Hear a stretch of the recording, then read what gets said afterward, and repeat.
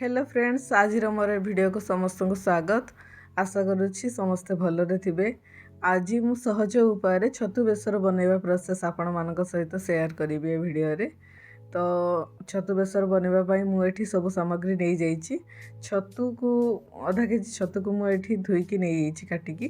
तापर एठी मु टमाटो पियाज को चॉप करके नै जाइछि और रसुण टमाटो आउ पियाज को आमे एबे पेस्ट करिवा। एथिरे मु फाळे टमाटो को काटिकी नै जाइछि आउ पियाज गोटे छोट को काटिकी नै जाइछि। एथिरे मु 7-8टा रसुण देबी।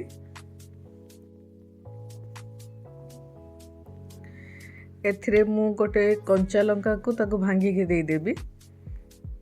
तापरे एथिरे आमे गोटे चम्मच धनिया दे दबा, जीरा आधा चम्मच दे दबा, धला सोरिष आधा चम्मच दे दबा आउ कला सोरिष आधा चम्मच दे दबा।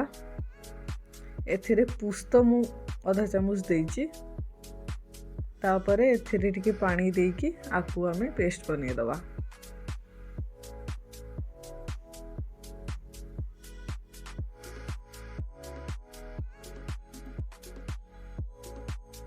छतु बेसर पई एठी मसला रेडी हिछि। एबे मु गोटे कढ़ई गैस रे नै जिबी। कढ़ई गरम हो साला परे सेथिरे मु तेल देबी। तापरे एथिरे मु आधा चम्मच जीरा देबी। तापरे काटी की रखिथिबा मशरूम को सब एथिरे दे देबी, छतु को दे देबी। एथिरे मु मसला को जो बाटी की रखिथिली ताको दे देबी आउ ता सहित चॉप करी रखिथिबा पियाज और टमाटो को भी दे देबी। एका बेले मु एठी एथिरे मसला ऐड कर देबी, हळदी लंका और लूण। एथिरे मु स्वाद अनुसार लूण नै जाइछि, गोटे चम्मच नै जाइछि हळदी, गोटे चम्मच लंका गुंड। आकु सब एका बेले मु एबे भल से गळे देकी ताकू ढांकी की 5 ରୁ 6 मिनिट पकेबी। ता मझिरे मझिरे ताकू सेथिरे नाडुथिबी ढांगणा खुलिकी।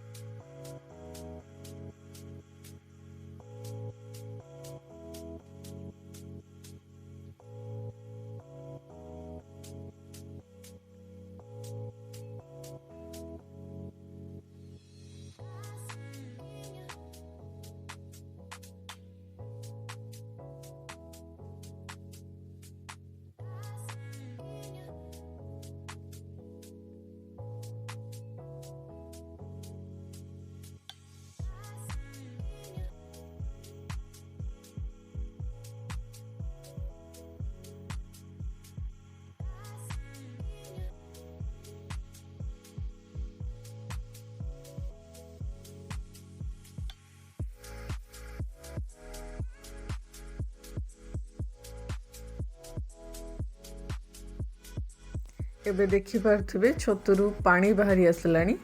एबे पानी मरिबा जाए ताकू एमिति मु ढांकी के पकाउथिबे।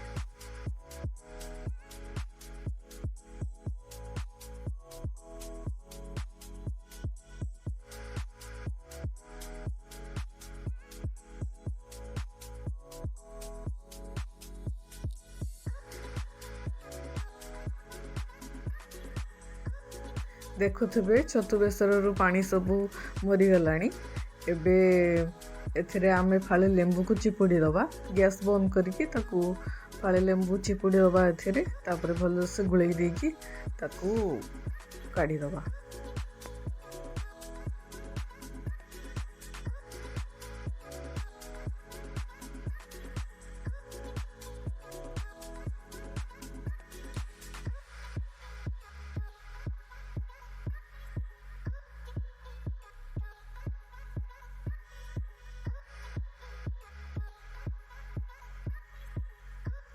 तो देखि पारथिबे एठी छतु बेसर रेडी हिछि।